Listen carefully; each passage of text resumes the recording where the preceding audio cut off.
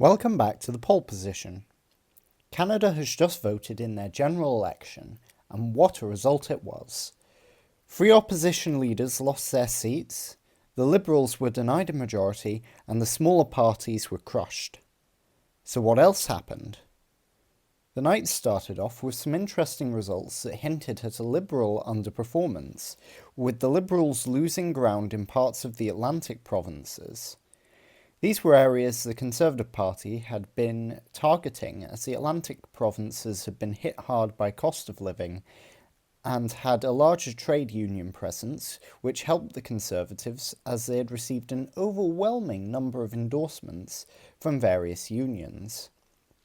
The Atlantic provinces were traditionally Liberal heartlands, and although the Liberals still came out on top, it wasn't a great sign, especially when the Conservatives picked up an additional seat in Newfoundland. As the night went on, a mixed picture began to emerge. The Conservatives managed to make gains in areas like suburban Toronto, which had also been affected by cost of living, but the Liberals were also making gains of their own, picking up numerous seats from the Bloc Québécois, and particularly the New Democrats, but also Conservative seats. Both the Liberals and Conservatives saw an uptick in their vote share, with the Liberals actually coming first place in the national popular vote for the first time in a decade. And like in the polls, the lead was not massive, though the lead in the polls was actually wider than what ended up being the case. The New Democrats and the Bloc both saw a decline in their vote share, which benefited both of the main parties, who both saw overall net gains in the night. The biggest surprise in the night was when Pierre Poilievre lost his seat to the Liberal challenger in a surprise upset, meaning he will not be sitting in the next parliament, dealing a huge blow to the party.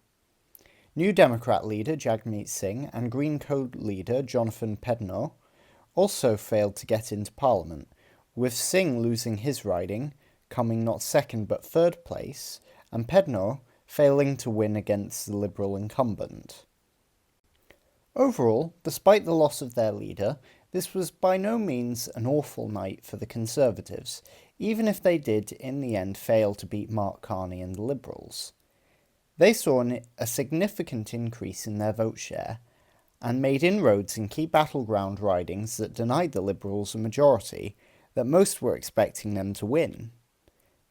They are actually in a strong electoral position going into a future election, and if they are able to hold on to these gains, they may well be able to beat the Liberals or at least continue to deny them a majority.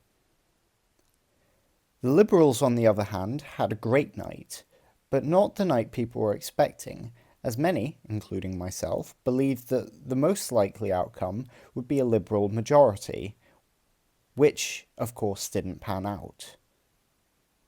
This election produced a huge number of razor-thin results across Canada, meaning a number of ridings were won by a very small margin, and the Liberals are only a very small number of seats off a majority, meaning only a minute increase in the Liberal vote nationwide would have delivered a majority for Carney.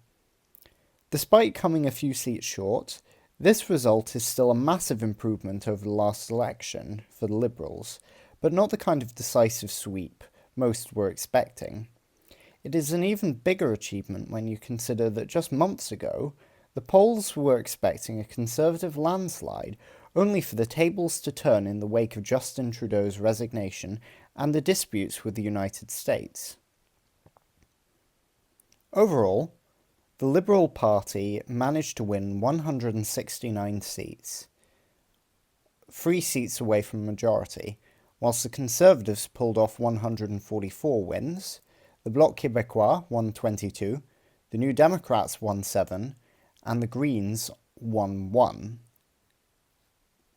Mark Carney will serve as Prime Minister with a minority administration, and will need to rely on other parties in order to secure any legislation, with both the New Democrats and possibly the Bloc going to the negotiating table for any future bills.